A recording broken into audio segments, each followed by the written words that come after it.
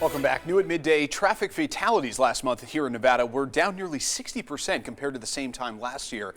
NHP released new information this morning and some new numbers.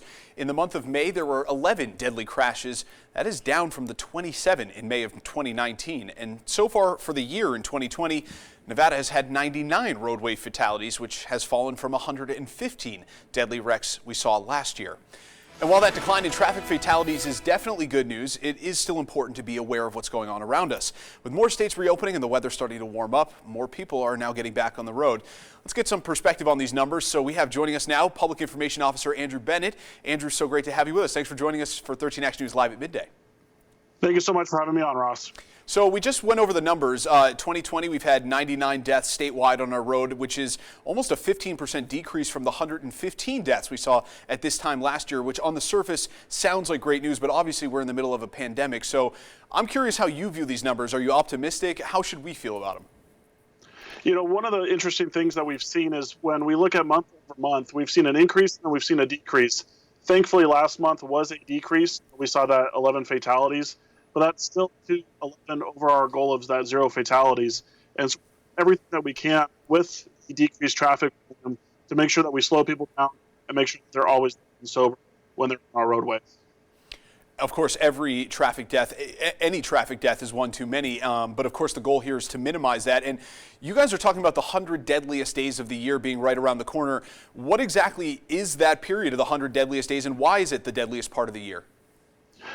Historically, from Labor Day to Memorial Day is the 100 deadliest days on our roadways. And that started with teen fatalities, and it's been applicable to any demographic now. And so as we approach the summer months, more people are going to be hitting the roadways, especially with some of the lockdowns being lifted. And so it's important more than ever that, again, the simple things in life when you're behind the wheel, putting on the seatbelt, slowing down, and making sure you're driving sober, again, just are some of the key things. And so we're encouraged to see that this decrease happened at the start of deadly runs through these summer months as we continue on down through the summer. And Andrew, I know at 0 fatalities, you guys are doing everything you guys can to try and spread the word about being safe out on the roadways, and that involves releasing a tip a day. And I know today's tip is maybe the most obvious, but also the most effective, which is simply to buckle up. I mean, how do you go about still trying to get that word out when we know how effective it is, but we also know how many people neglect to do that? So we approach traffic safety through a variety of ways. Education and enforcement are going to be number one and number two.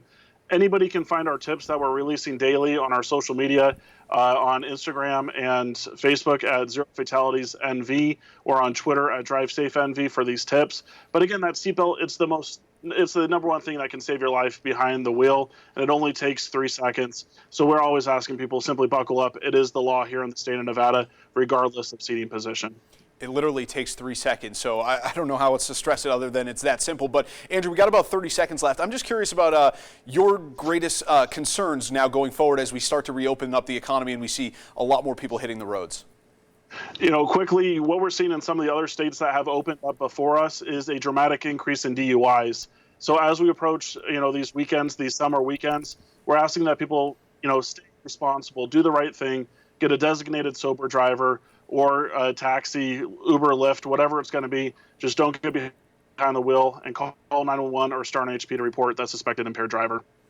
You got to have a designated driver. That's really the key here. Andrew, thank you so much for the time, and keep doing what you're doing. It's so important to keeping Nevadans safe on the road. We'll take a quick break and we'll be right back.